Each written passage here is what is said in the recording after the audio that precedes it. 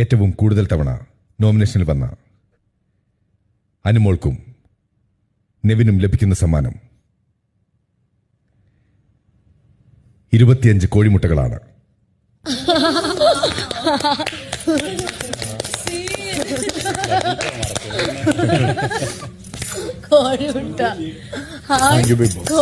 ഏറ്റവും കുറവ് തവണ, അതായത് 5 തവണ മാത്രം നോമിനേഷനിൽ വന്ന അനീഷിന് ലഭിക്കുന്നത് 5 ലിറ്റർ പാലാണ്.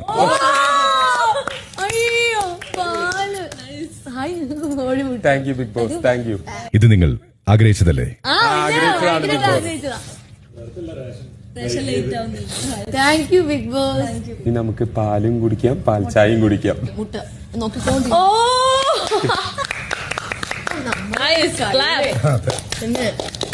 എല്ലാവർക്കും ഷെയർ ചെയ്യുന്നുണ്ടോ?